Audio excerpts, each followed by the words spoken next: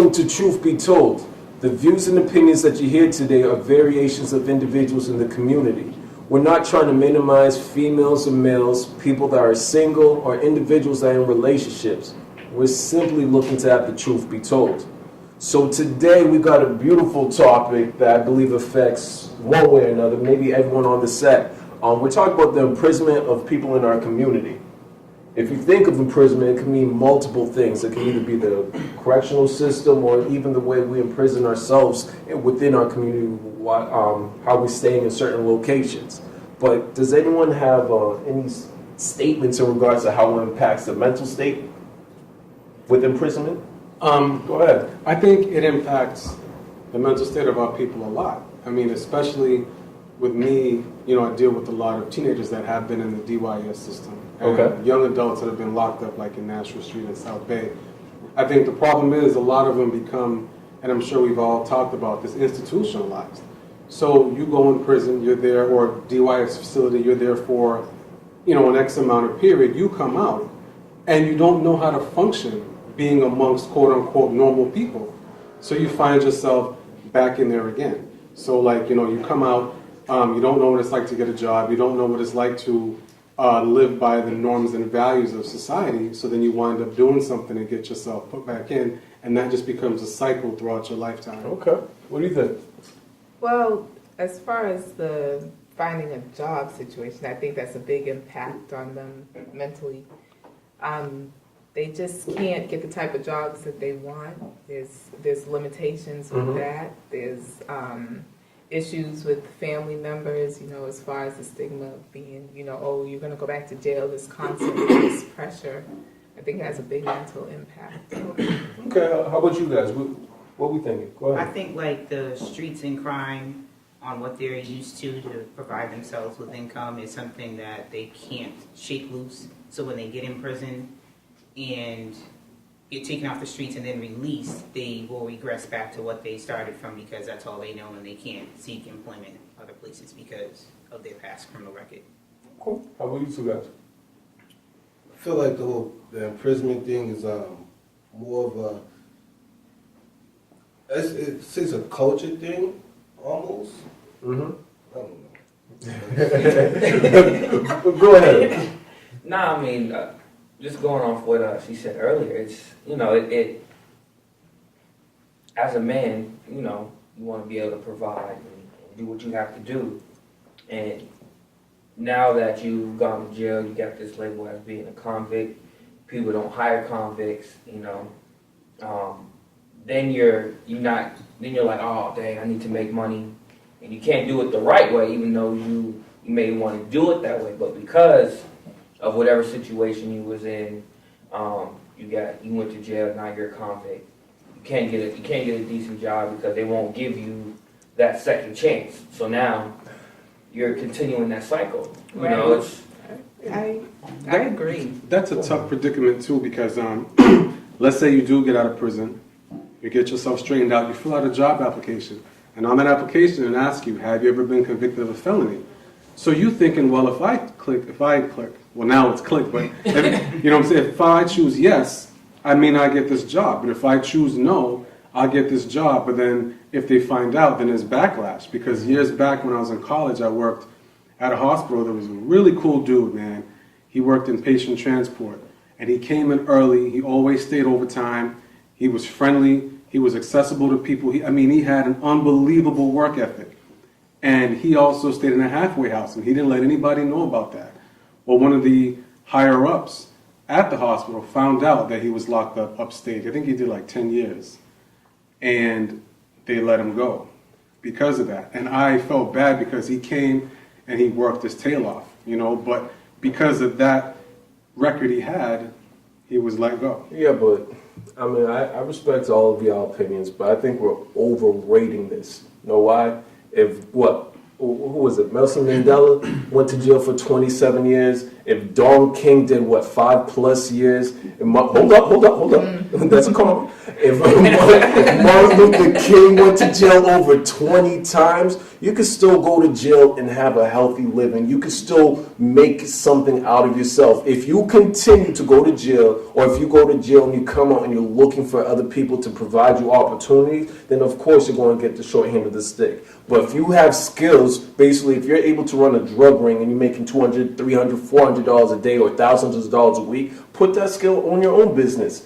Make it legal. Right. You can do something for yourself, but we keep looking for other people to give us those opportunities. think, though, and then what do you think is going to happen? But they were put in jail under different circumstances. I mean, to the best of my knowledge, Martin Luther King didn't rob a bank. He didn't shoot anybody. He still had a record. But it wasn't a criminal record. It was, I mean, back then it would be considered criminal because Exactly. it's during the civil rights movement. But as the body is concerned, it's not like he shot anyone, killed anyone, robbed a bank. And Nelson Mandela was against the apartheid. He was more like an activist and a rebel, and they put him in because of that. So it's not like they committed a serious crime, that they took a life or did something really egregious that they got put in jail and they were able to come out. A lot of these people get put in jail for actual crimes. Activists stand up for what they Right, and yeah, but I mean, again, okay, he was put in jail for that, but it's not like it was a crime. He didn't kill anyone, he didn't harm anyone. Do you think as an employer they care less if it's a crime or not a crime? They see that you have a record. You do a Corey check, they see that you went to jail, point blank, period. Right. You asked right off the job. Exactly. You're not going to get a chance to change your Thank life, you. nothing with some of these companies. They don't want But, no issues. Everyone you named had notoriety or power or politics. Not at the behind time. them. Not Don King. Well, except for Don King. Not except Don for King. just about. Seriously, not Don King. He went to jail, I think, for attempted murder, something to that degree. I'm almost positive he went to jail for attempted murder. He come out and he makes millions upon millions of dollars. What I'm trying to say is, regardless if you do go to jail, if we always look at it as a problem, we're never going to find the answer. You see what I'm saying? If you could switch your mentality, look for the answers from the problems you have, then of course you're going to make a healthy living. But then what happens to the brothers who get locked up for a long time? They come out and they go on copious amounts of job interviews to try to make a better living for themselves, and they constantly get denied because of that. So then what happens with them? Well, to go on that, if you remember back years ago, they used to have like education programs in jail for brothers, not necessarily our brothers, but in general, for men who got locked up. You know, you still get your EEG, your GED. You can pick up a trade, learn a skill, so that when you went back into society, you can get that job. But they took that back because it costs too much money. They have all these different reasons they're trying to save, penny pinch, but they're not penny pinching when they're spending millions and millions to millions of dollars. They're spending more money to make the prison and all of that. But yeah, they took these programs back because they didn't. I mean, I guess this is a conspiracy theory that's coming out, but they didn't want our brothers to be able to work. They didn't want them to be, they, as they say, you do the time, you do the crime, you pay your time. You paid the time. Now it's like, all right, we don't want you to be part of society. So now that all these programs we have, we're going to take back so that when you go back out, you can come right back. Because those saying goes, oh, he'll be back. He'll be back. I'll see you next week, bro. What you two think? Go ahead. I just think that it's tough, like, for them to get a second chance. I don't like how the system, like, stops them for trying progress, like everybody else is saying. Like, everybody, you go to jail, you become a good guy, good standard, but you go back to the street life because you can't either get a certain job or you get tired of it, you get bored, and your mentality is like, yo, forget this, I'm just going to go back to doing what I used to do before. So, I mean, I just don't like the way the system's set up for them to come back, to go back to jail. I just don't like that. It's like, like that whole, not letting them help, not giving them a second chance to actually get their life back on track, because jail's supposed to be like a learning lesson, and it's just basically it's just like a system thing, like you said, it's a circle. They're just gonna come right back in the door. Okay. And most of them are like used to fast money, so when you sell drugs, you're making thousands of dollars, and then you get on a little penny ante job, like making $8 an hour. That's a substantial pay cut. So you're not gonna wanna, work basically like a slave for hours, 8 hours a day, when you can make fast money off of one deal and have everything. Can I pose a question to the panel? The gentleman I talked about earlier, because of the situation, let's say you were the company that was hiring. You hired this man to come in, did a fabulous job. 6 months down the line, you find out he was upstate for 10 years or what have you. Would you let him go? Depending, I mean, the way I look at it, if it's a business, first I would have to, that would definitely be a consideration as far as if he was in prison and didn't state that on the application. But then I would look at his work ethic, did he come on time? Did he have any complaints? What do the supervisors think of him? How is his work compared to, His coworkers. Yeah, not necessarily his coworkers, but how is he doing? But to answer that question is, it depends if it's going to affect my business and my business reputation. You know what I'm saying? So it's like if it's going to like mess up what I have going on just because he is a good worker, this, that, and third, I still can't let him slide just because it's his work ethic. It's going to mess up my reputation as a business, as a company. It's But gonna what affect my repercussions are you afraid of getting, though? Well, it depends, too, to his point. If more employees found out what happened, they might get scared, they might leave the job, they might try to file suit, saying whatever the case is. You might become liable as a company. But I think to your point, when you're asking the question, the bigger issue is that we're not owning these businesses to even make these choices. Because if you are someone that has no understanding of a culture, or you're not experienced with people that might be going in and out of jail, you're not going to be lenient to an individual that's asking for a job.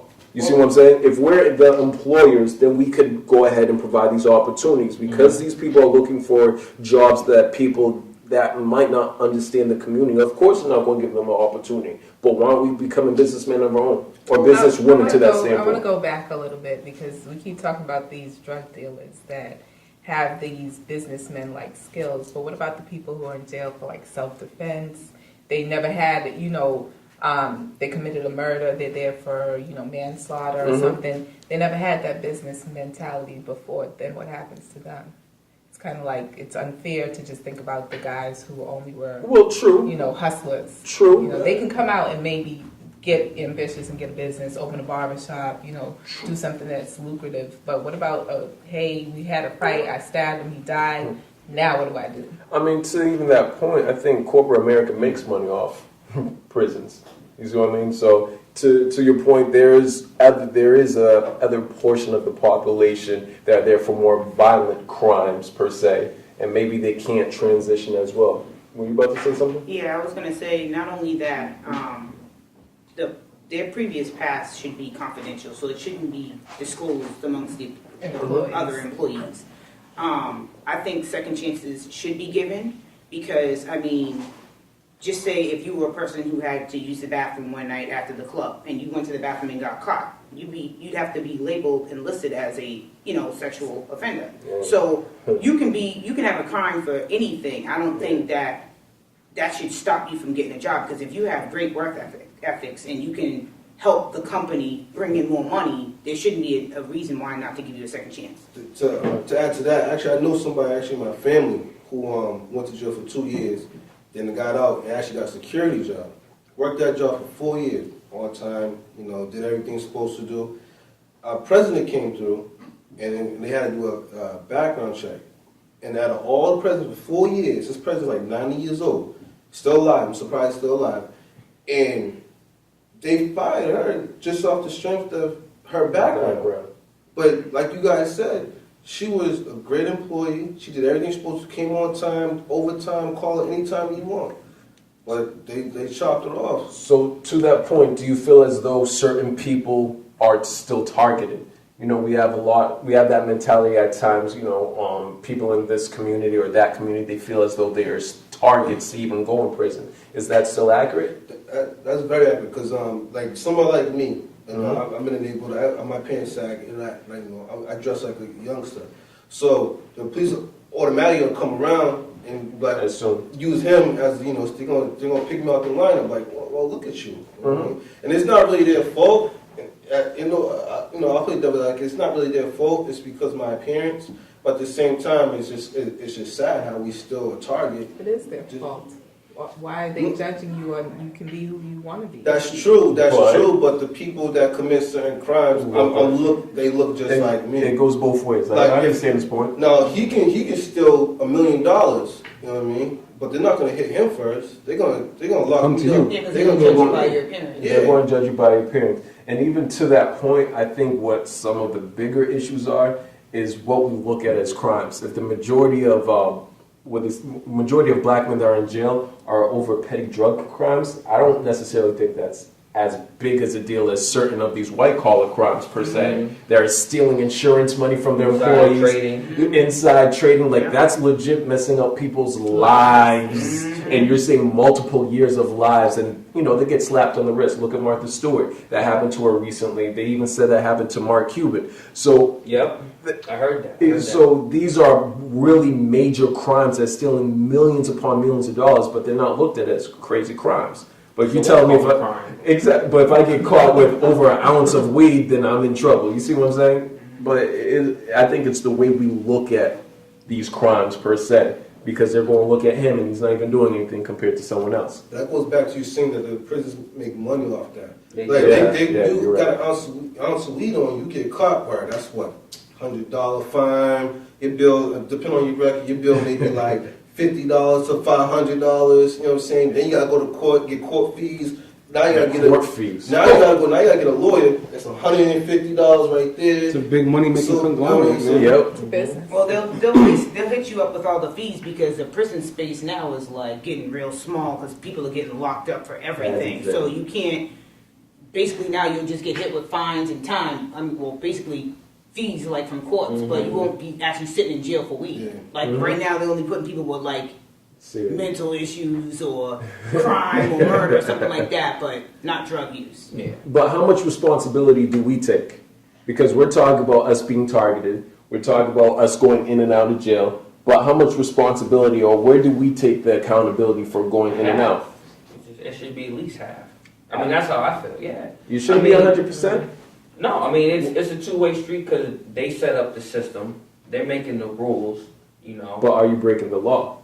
We shouldn't be breaking the law. Okay, I didn't understand the question. No, yeah, it should be 100% on us. We shouldn't be out here doing that.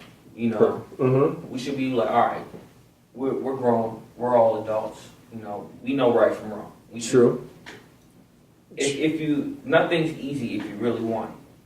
Or nothing's worth having that's easy. Either way, however you want to finagle that bagel. Right. Finagle that bagel. Oh boy, finagle that big. Nah, but I'm just saying though, like, No, it's if, true. if you really want something, if you really want to be a lawyer or a doctor, then do what you have to do to get there. It's not going to be like instant oatmeal. You can just throw in the mic and it's done. You got to work at it. But look what happened to a lot of the college athletes, and I wish I knew the names offhand, but there have been college athletes that have been caught up in rape cases, and their entire college career is gone. They were like NBA prospects, first round pick. He's a lock, and then he gets in a situation where he is locked up for rape, which it wasn't even a rape, and all of a sudden he's in jail for 10 years. So he goes in at 18 looking to be an NBA prospect. He comes out at 28. Then what? Because he didn't graduate from college, he's been in jail for 10 years, he has no money. What happens? There was back in '88, there was a shooting. I don't know if you guys heard of it. She was the youngest homicide victim at the time, Darlene Tiffany Moore. She was killed sitting on a mailbox. The guy they accused of doing it, I read an article on him. He was in jail for 14 years, from '89 until 2003, and he came out. What to do? When he got locked up, he was 19 years old, just finishing high school. He comes out, he's 33. What does he do? So, I mean, yes, responsibility is on us, but if we're picked out and we're labeled and accused and we get locked up for a long period of time, and especially if there's outrage amongst people like, oh my God, we can't believe this young girl got killed. Wait a minute, we think it was him, lock him up. Then he's in jail for 14, 15 years. He didn't do anything. So the responsibility is not all on us. It is on us to an extent, but not all the way. Well, it depends. In my younger days, I did stupid things that could have got me in trouble. Thankfully, I never got caught. But even now, I'm older. I got the dreads. I get pointed out. I've been pulled over many times. Even the last time I got pulled over, no lie, right there on Martin Street, the cop took me out the car and just said, get out. There was recently a shooting around the area, so he didn't even care. He's like, just get out the car. He patted me Racial down. profiling. It's okay. He patted me down, looked in my car, but I was clean, so he let me go. But if I was guilty of anything, I would have been in trouble. So regardless, we still have to be accountable for our actions, regardless if you picked out, regardless if you're accused. But if you're not going to get in trouble if you didn't do anything per se, even though there is the percentage that are falsely in prison. What about your rights?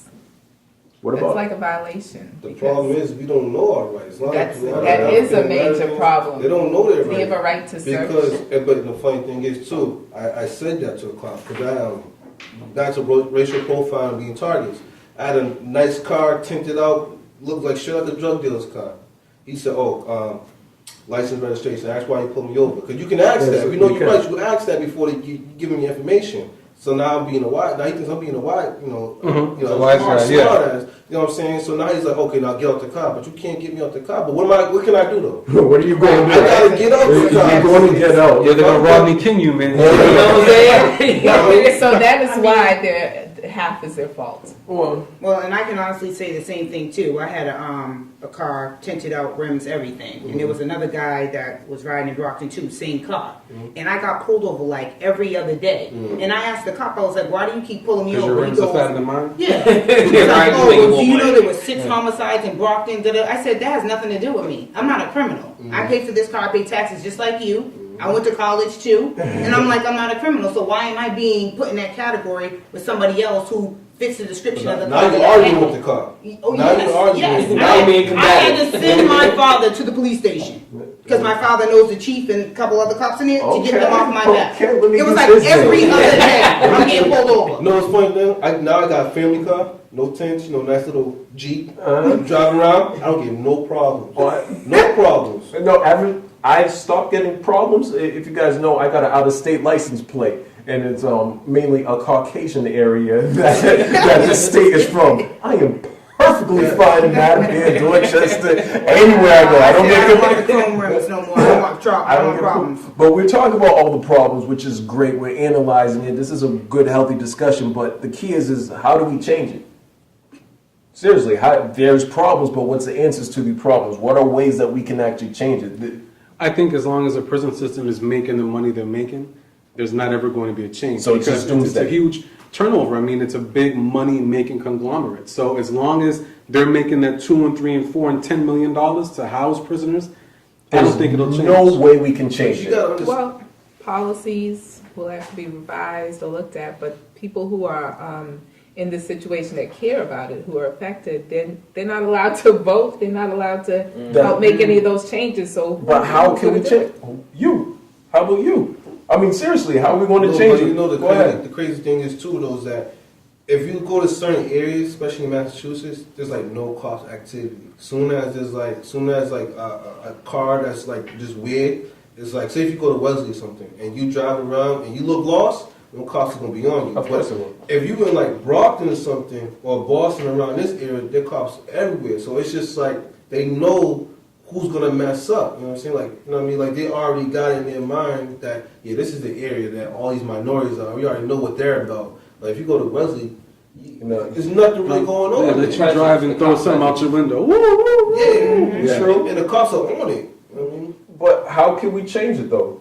Is there ways that You can't. I you don't mean- think you can change it? Yeah, Go ahead. It's like people's lifestyles. Like, I mean, some people don't have any education, no upbringing at home, no morals, no nothing. So they only know the streets. So if you try to get somebody who sold drugs to now go up in corporate America and be like one of the Fortune 500s, it's going to be slim to none that's going to possibly happen to stop them from doing what they do to end up in prison. It does happen, though, JC. In the It's the truth, though. That's a real story. I understand that, but you can't really sit there and say Jay-Z because that's one in a million. That's like me Yeah, coming. that's true. That's like me My coming to goodness. this country. Hold on. Let's say I came to this country. I'm looking for the American dream. Oh, I see Jay-Z. I'm gonna be just like him. That's slim to none. And I understand your point, but you Well- can't really just say Jay-Z. So, realistically speaking. But yeah, No. another like say Don't talk. right quick, like say if you like say if somebody you want to stand up to the police in your community, how many people are going to stand up with you? That's the problem. We're not gonna come together, especially African Americans. We're not gonna come together and try to go against the police or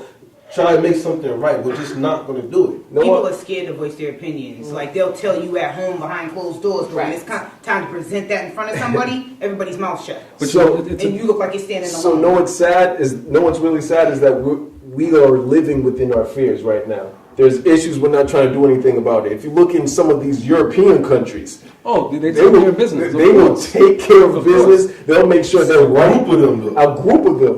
And not only that, but it takes one person to stand against the grain for changes to really happen. You know what I think? I think as a whole, African Americans don't trust each other.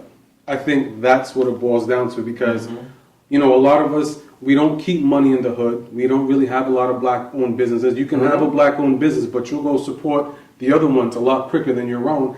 And I just think as a whole, we just don't trust each other, which is this whole no snitching and looking out and all this other cockamamie stuff. I think if African Americans as a whole learn to trust each other and learn to be able to turn our back away, it's even like this. Like we were having this discussion before. We should not be afraid to live amongst our own people, but a lot of African Americans are moving off to Milton, Wellesley, Natick. Nothing wrong with those neighborhoods, no, that's what I'm School saying. system. No, there's nothing wrong with those neighborhoods, but that's the school system in Boston. right, and that's what I'm saying. What's wrong with living amongst our own people? Our people. People don't want to see. I mean, the way I look at it, when it comes to that type of argument, it's that crab mentality. We don't want to see other people that look like us succeed. We want drama. We want that. We want that reality TV because I've seen that episode. We want that. And if that's not there, then everything else doesn't make sense. It's not normal because there's no drama because everything is hunky dory, if you will. Well, and if somebody's doing good, I'm sorry for trouble. If somebody's doing good in the community, that's not televised. Nobody will know about it. It's not publicized. It's not Look what happened to 106.1. Positive music station, no cursing, no Nicki Minaj, no Drake, none of that. They play good music, did a lot of things throughout the community, and they were shut down because they didn't have a license. Now, I'm not condoning that, but they were shut down. One of the few positive black music stations in the community, and I don't work for 106.1, I'm not advertising. It's not right, but I enjoy listening to that kind of music, and they were shut down because of that. And they did a lot of positive things in the community, advertised businesses, advertised events, and they got shut down. You know what I mean? So that's just an example of us not sticking together.